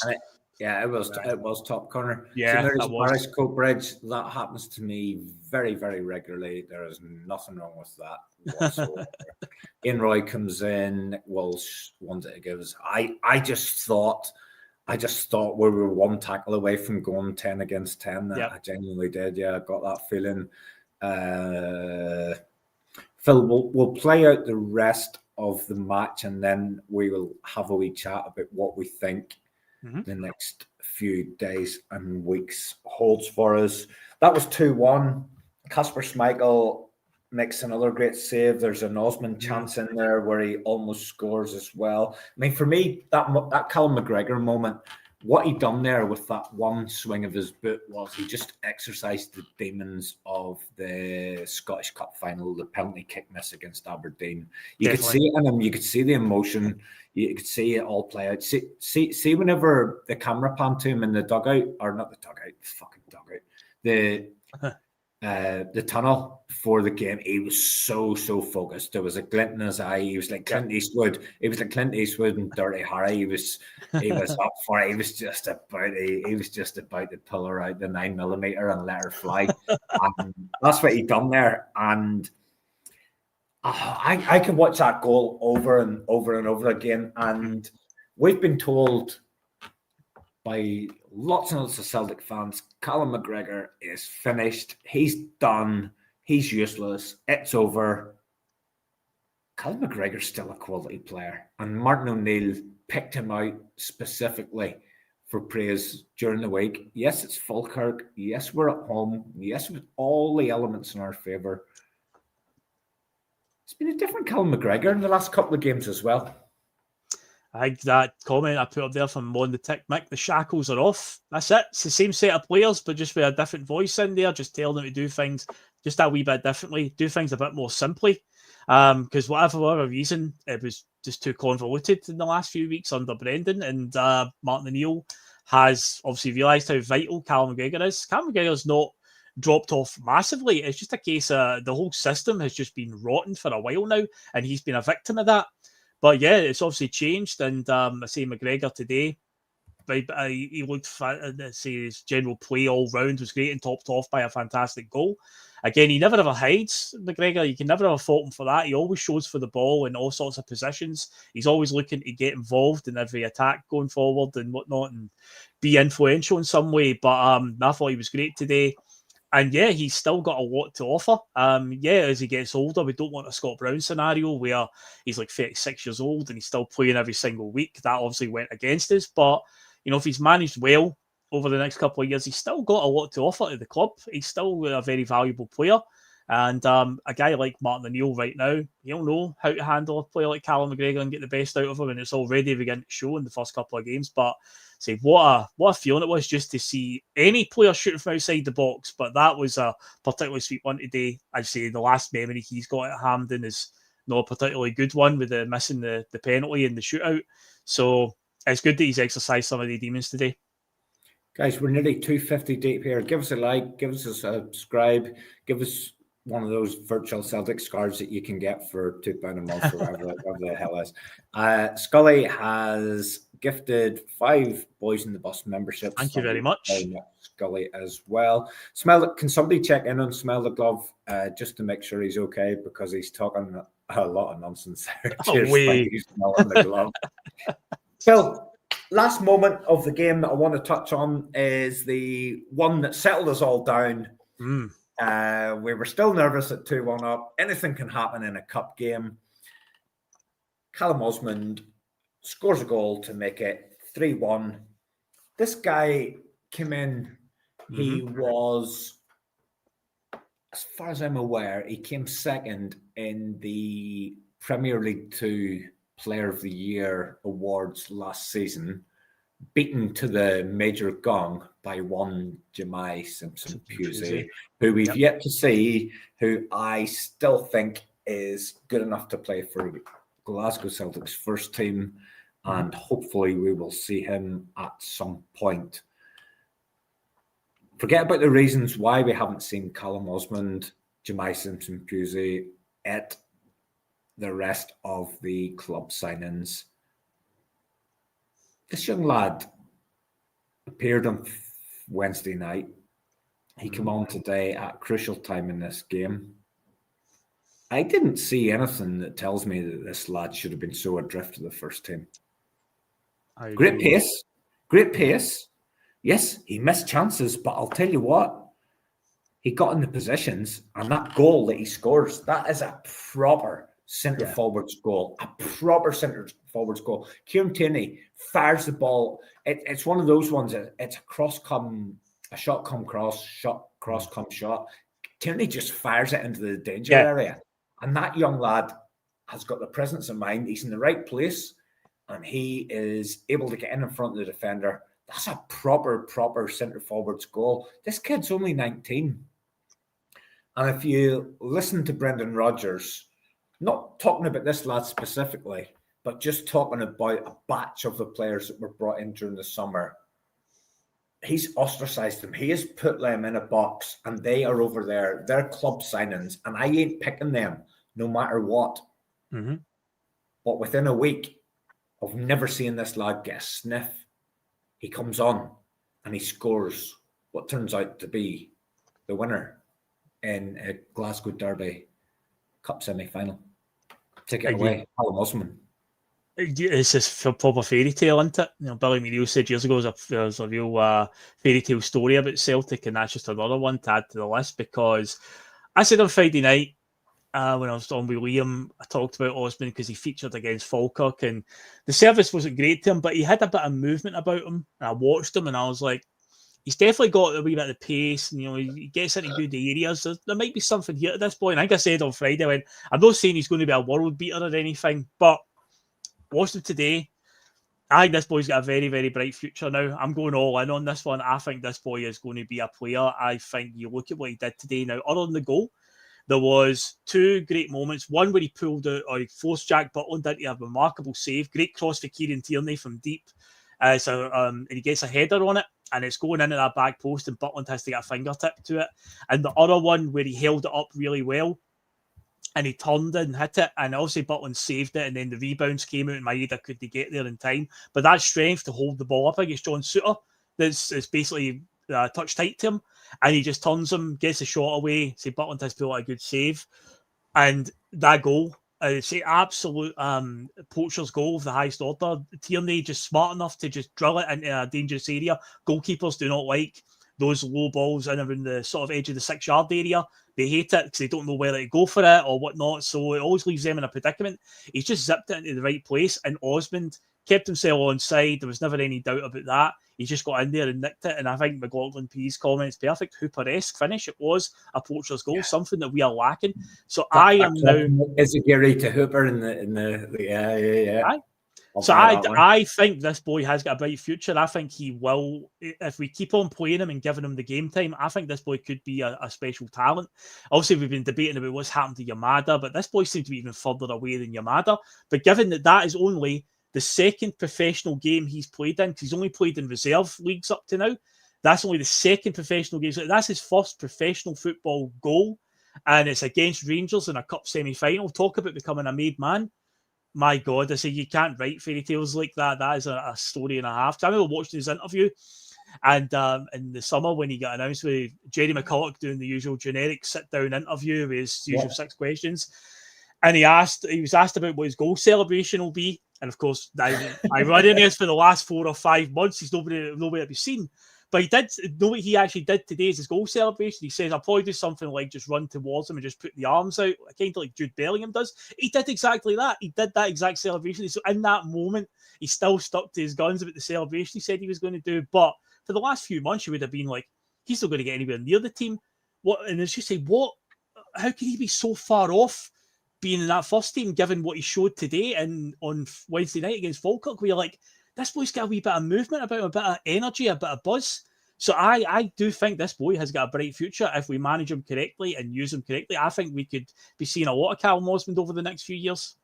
That's a good word, Phil. Buzz. That's what I saw. He's a little buzz bomb.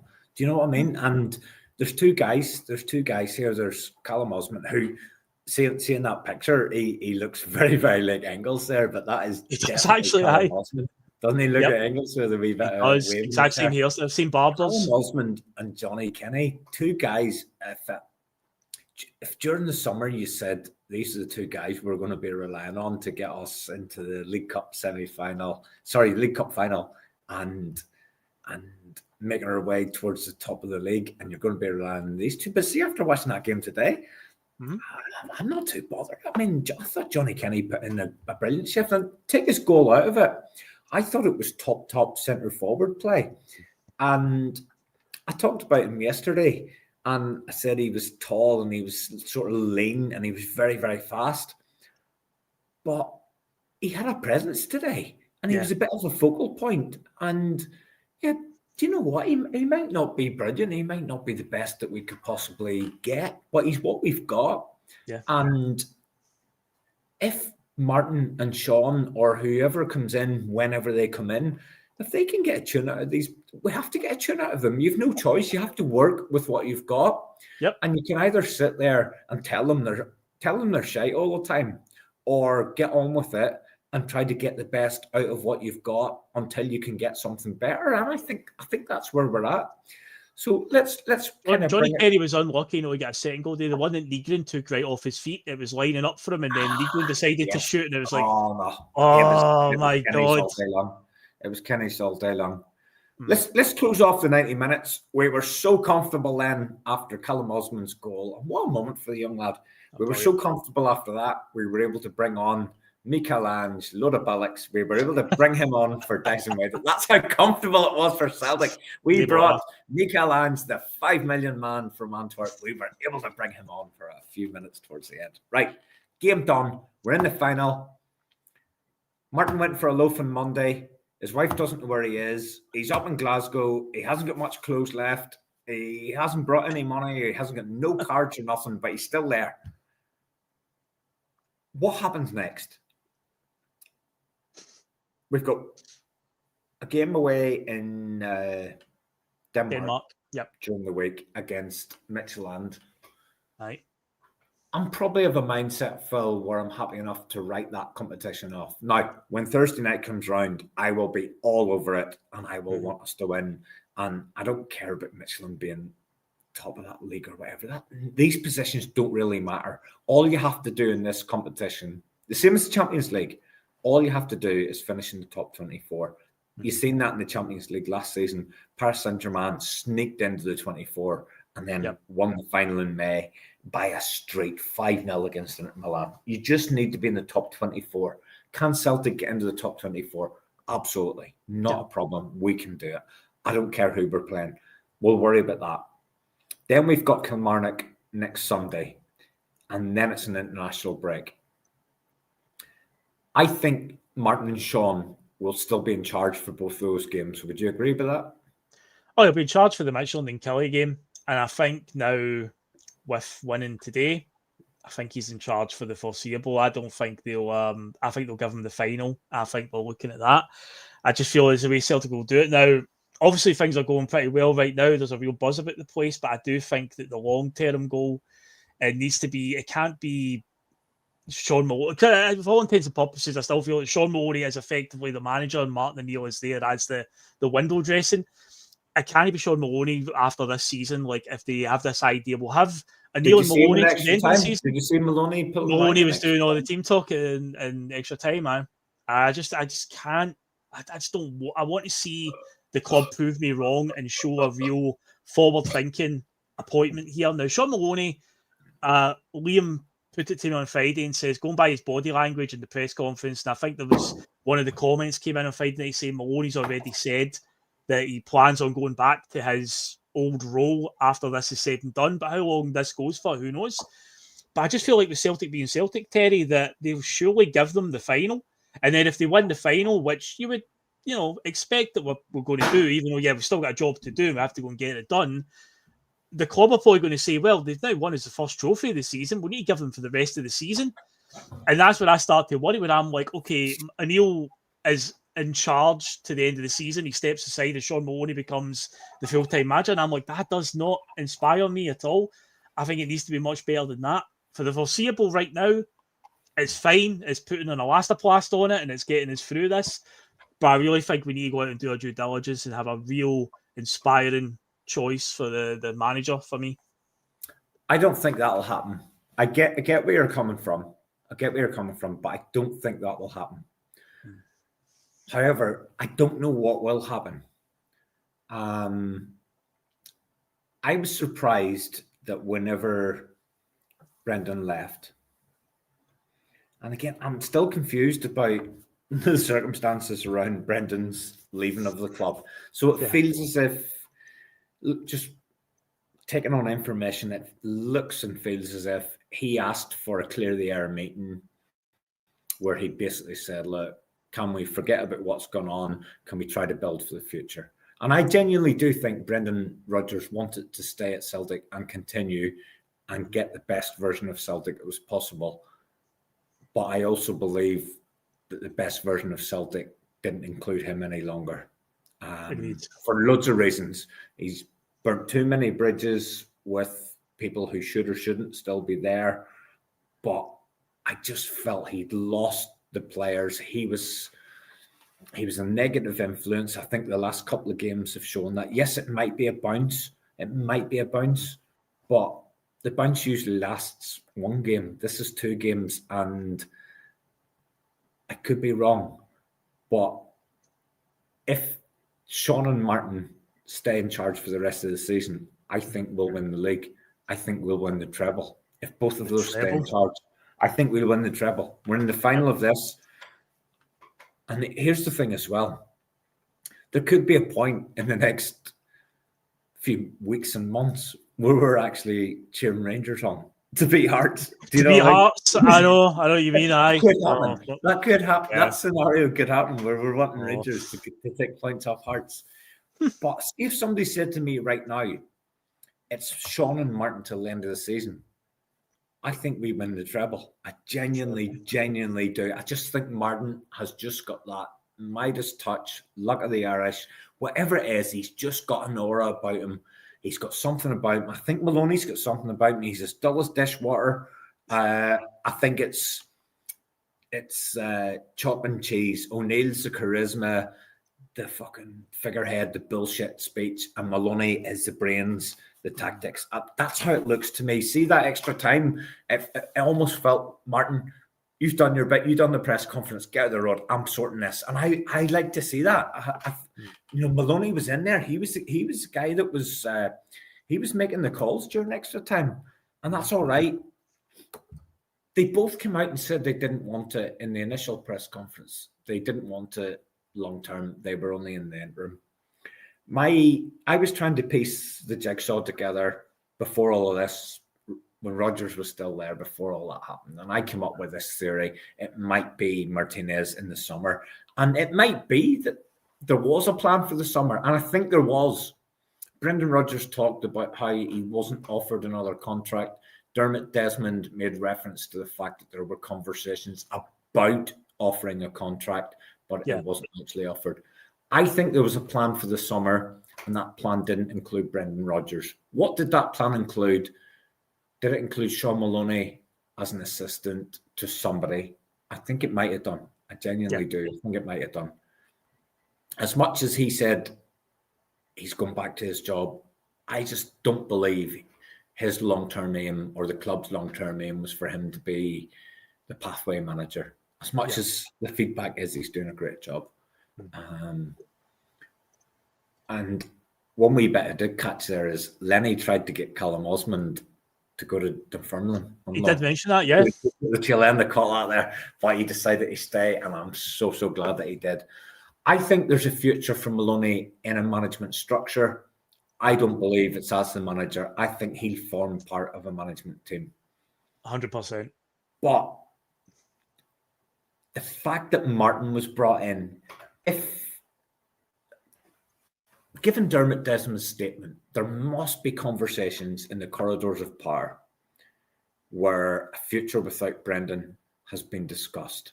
And I think there would have been a plan for the summer. That plan has now been brought forward. Were the guys that we were looking at in the summer, are they available now? Possibly not, because some of them might be international managers who've got a World Cup campaign. Some of them might be club managers who are still in the Champions League or in a scenario where they're heavily involved with their own teams.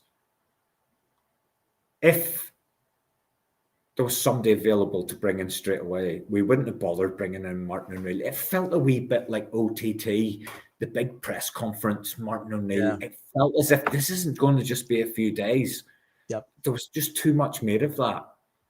And as much as Martin's wife might be looking for him and sending out the search party, I kind of get the feeling he's definitely here for the next 2 games. He made reference to it in the post-match. He thinks the club, if we get through to the international break, that might be a period where something can get done. I think there's now a plan where we get through to the end of November, and that brings in some of the candidates who have got other commitments, possibly with the World Cup, possibly with the Norwegian League, possibly with the MLS. That gives us a period where we can include those guys in the process. We don't need somebody in right now because we've got a team of 4 there: Martin, Sean, Stephen, and Fuzzy, who can just tick this thing over and get it through. Now, do we have someone in mind? I think there is preferred candidates in mind, and I think they're probably in a job right now, but that circumstance will change in the next 3 to 4 weeks, depending on results, internationals, contracts, all that kind of thing. So I kind of see Sean and Martin being here for the next 3 to 4 weeks at least. However, depending on what happens in the conversations with those candidates, it may be a case where our preferred manager for next season or this season isn't available until the summer. And then it becomes a question. Well, Martin, you're out for a loaf. Can you have a chat with your wife and see if she allows you to stay to the end of the season? I think we're in a position where, on the club, we criticise them so much. I think they've made a smart call. I think they've made a smart call, and they've put together a management team that can get us through to December. If the preferred candidate's available in December, then you bring him in. You say, "Thank you, Martin. You've saved us. Absolute gem." Sean, see that job you were doing with the pathway? Come on in. You're part of the setup now. Gavin, and he gets a lot of stick, by the way, for his iPad. Every club have got somebody in the bench now with an iPad. I think he was. It's because his second name is Strachan, Terry. That's why. You're right. Every management team has somebody. Yep. Every single management team in world football has somebody with an iPad, but it's because he's a Strachan. He's seen the nepotism. 3 iPads sitting in front of him, and he hadn't a Scooby. Yeah. So I think we're in a position now where we don't have to panic. We don't have to rush into appointing someone just because they're available. We don't have to rush into appointing someone just because they would become available at the end of November, start of December. If Martin's wife allows him to stay to the end of the season, we now have an opportunity to pick the best possible person to lead Celtic into the future. With this board, with a new board, with a shake-up, with whatever it is, we're not under pressure to just go out there and get somebody to come in. We can sit, we can take stock, and we can get the right person and see whoever.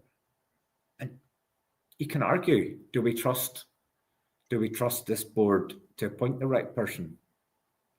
And one thing I discussed yesterday, whether you think Dermot Desmond is acting above his station, whether you think he's making calls that a shareholder shouldn't be making. Whatever you think, he is the guy that's taking ownership, and usually when he's angry, it ends up in something good happening for Celtic.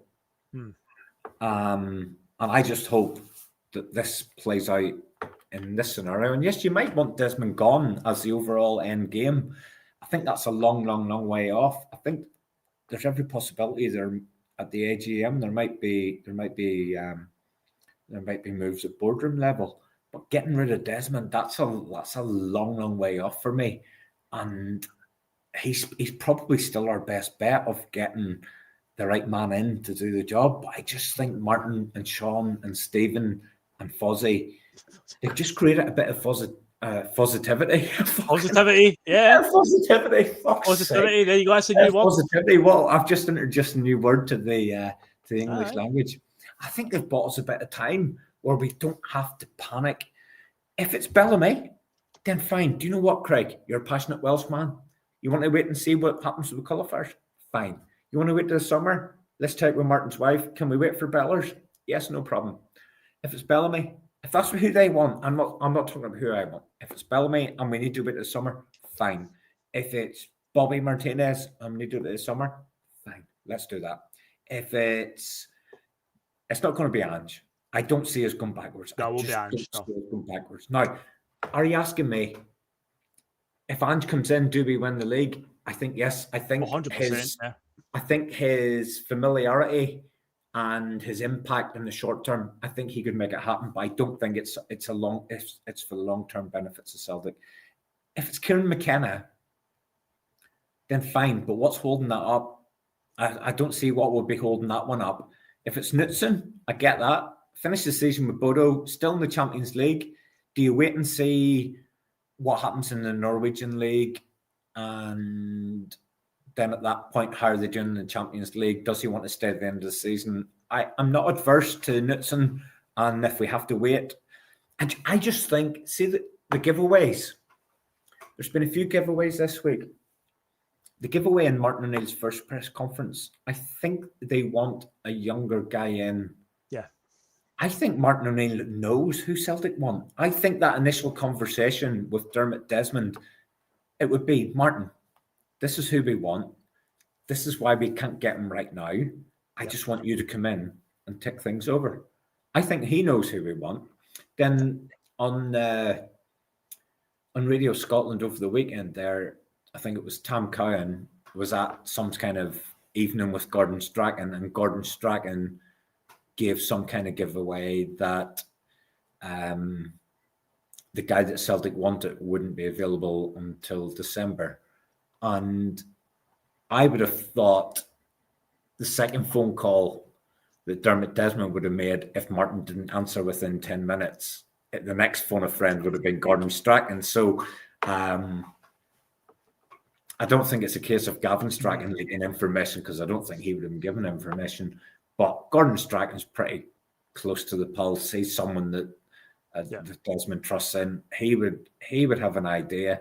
I think we're looking at somebody who's in either an international job or he's managing in a league which is going to finish over the next weeks and months. Mm-hmm. I would think that's where the preferred candidate lies. But I think where we're at right now, as long as Martin's wife's happy, I think we're in a position where we don't have to rush. We can let it tick over, and we can pick the preferred candidate and work our way down from there. I'm talking bollocks here, as Martin would say.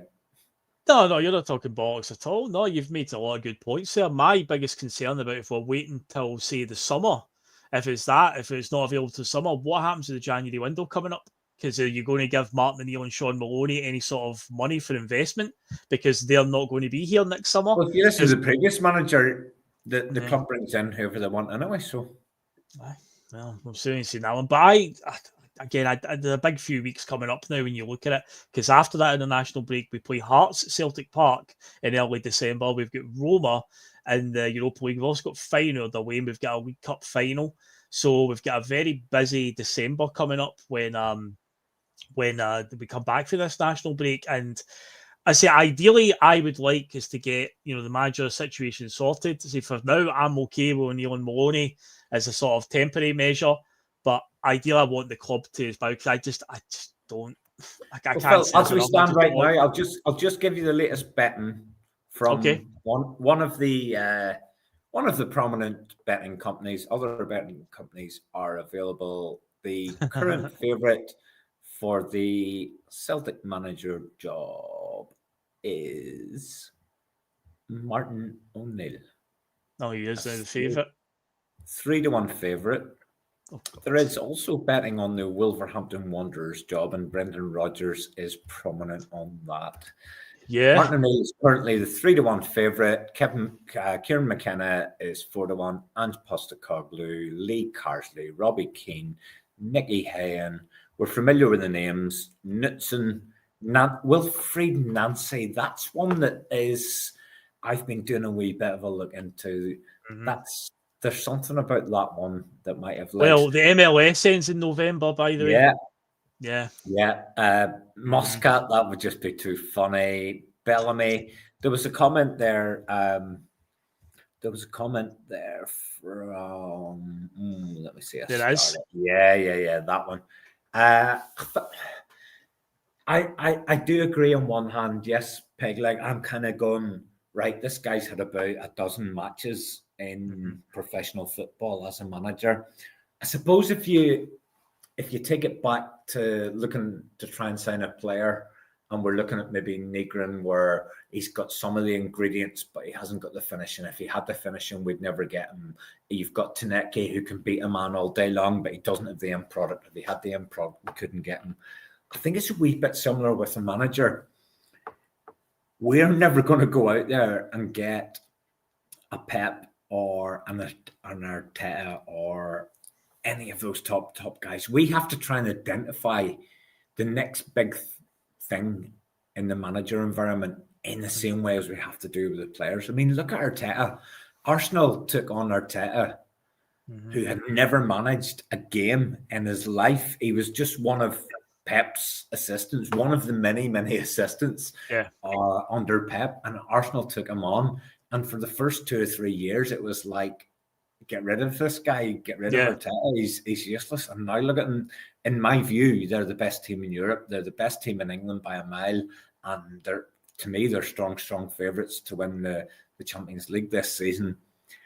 Every manager has to start somewhere. And Bellamy is someone with potential. Has he realised it? No. Has he done anything at club level? No, because he's never been a manager at club level.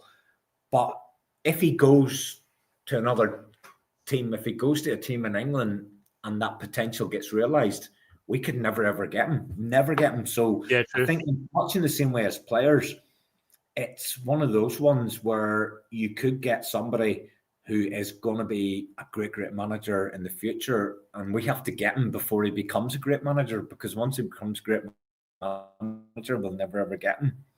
And it's so difficult. If somebody said to me right now, Phil, Martin and Sean to the end of the season, would you go for it? I would just go, 100%, because I think they get the job done. As you say, we'll win the whole lot this season, then win the treble. I'd say we're probably still going to be overwhelming favourites for the treble anyway.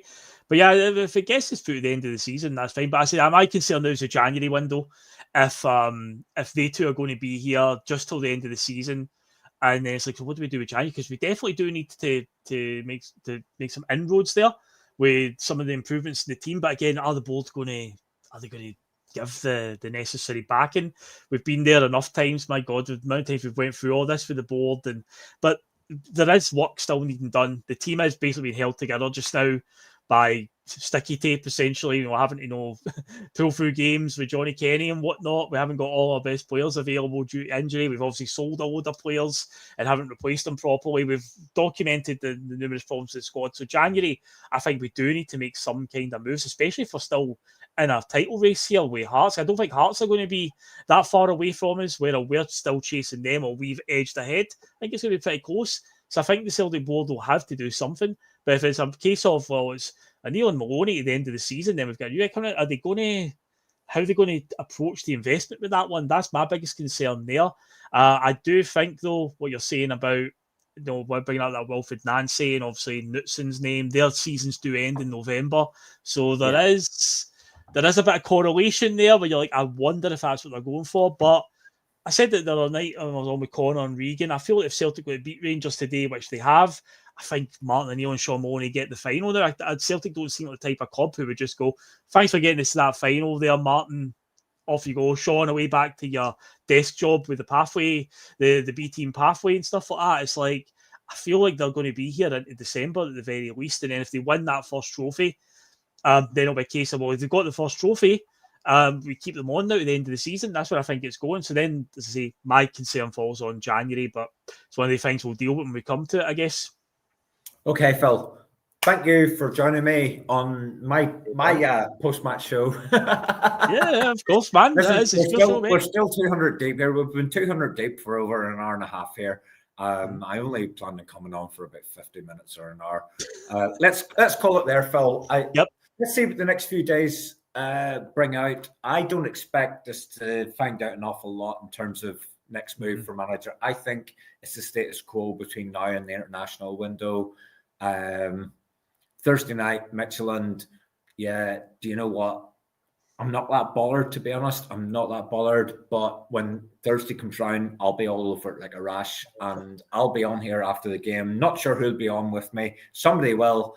And it's an early kickoff on Thursday night. It's the 5:45 one. It's the early one. It's in a week. I'm to make a few excuses then to make sure I'll have to sort that out. And then next Sunday, and then we've got a little bit of a break, and we'll see what happens. Listen, it's all about the Celtic today. It's all about getting to the cup final. I know in the terms of the priorities for the season, this cup is probably at the bottom of the priorities. But I tell you what it does do. It generates positivity. It gives you, if you can win it, it gives you a trophy in December. It gives you a platform to kick on for the rest of the season. Yeah, it's been a shit show so far. It's been fucking chaos. It's been boring. It's been shit. We've had nils.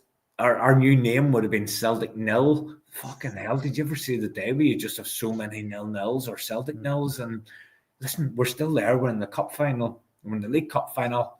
We've got somebody at the helm that we totally trust to keep us right, whether it's one more day or 10 more days or the rest of the season, whatever it is, we trust the guy that's there.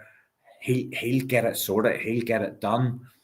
Let's just see how it plays out. There's a long, long way to go in the league. Hearts have got so many challenges to come up against. I mean, they went 6 games there with the exact same lineup. That just, things like that can't continue. How will they deal with injuries? How will they deal with suspensions? There will be a day, I promise you, there'll be a day where Celtic fans are sitting cheering on Rangers. I honestly, I can see that happening. That will happen. And we'll just have to grit and get on with it. Whatever has to happen to get us league champions at the end of the year, we just have to go and grin and bear it and get it done. Right. Thank you for joining me. I'm rambling on. Great show. Thank you to everybody that's joined us. Thank you to everybody that's been on live. If anybody comes on and listens on record, thank you very, very much as well. Give us a like, give us a share, hit all the buttons, do all that kind of stuff. Let's get us moving towards 2000. Thank you, Phil McGinley, for joining us. And thank you, Sean Maloney, Steve McManus, Fozzie, and Martin O'Neill for giving us Celtic 3, Rangers 1. Come on, that's Celtic. Positivity. That's what we like. Positivity, the new word. There we go. Right, see you later, guys. Cheers.